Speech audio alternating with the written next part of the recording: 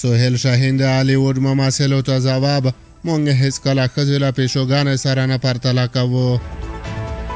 سلام ستړي مشئ، پام وکړئ د یاران ټي وي یوټیوب چینل څخه تازه او مهم خبر ته. د ملګرو ملتونو د 90 عمومي اسمبلۍ په څنډه کې د افغان ښځو په تړاو خبرې وشوې چې د ملګرو ملتونو سرمنشي هم پکې ګډون درلود. په دې ناسته کې د امریکایي سینما ممثل میریل سټریپ وویل چې اوس مهال په افغانستان کې د طالبانو لخوا پر ښځو محدودیتونه دومره ډېر شوي چې ان د هغې په خبره حیوانات هم له ښځو ډېر حقونه لري.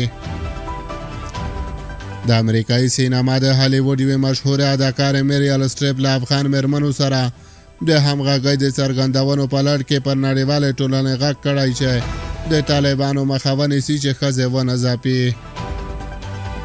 د میریل سټریپ څرګندونو ته په غبرګون کې په قطر کې د افغانستان اسلامي امارات د سیاسي دفتر مشر سهیل شاهین BBC پښتو ته وویل: هیڅوک په افغانستان کې د ښځو له هغو حقونو انکار نه کوي چې اسلام ورکړي.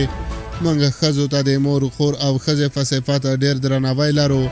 ښځې د کورنیو او ټولنې ډېره مهمه برخه جوړوي او موږ یې هیڅکله له پیشوګانو سره نه پرتله کوو لکه دوی چې پرتله کړي دي.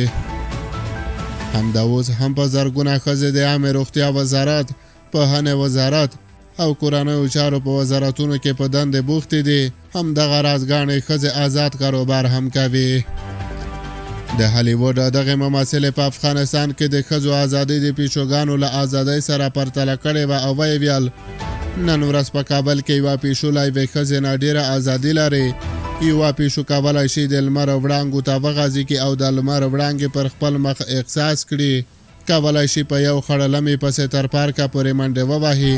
ان یو خړلمی اوس مهال په افغانستان کې د یوې نجلۍ پرتله ډېر حقونه لري. میریل سټریپ زیاته کړه چې اوس مهال کابل کې مرغۍ هم اواز کولی شي خو نجونې نشي کولی. هغې دغه حالت د نه منلو او د اطاعتي قانون ځپنه وبلله. ورته مهال د ملګرو ملتونو سرمنشي انټونیو ګوتریش هم ویلي: تر هغې چې په افغانستان کې ښځو ته د کار او زده کړو اجازه نه وي ورکړل شوې، افغانستان به هیڅکله په نړیوال ډګر کې خپل ځای پیدا نه کړي.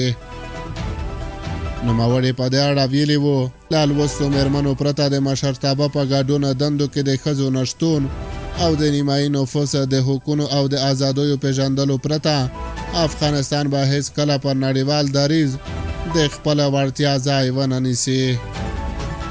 بلخوا بیا د افغانستان اسلامي امارت وایي چې د ښځو هغه حقوق یې ورکړي چې په اسلام کې ورکړل شوي دي. د دوی په خبره چې نړیوال باید اسلام او د افغانانو رسم او رواج ته احترام ولري او د لاس وهنې څخه ډډه وکړي.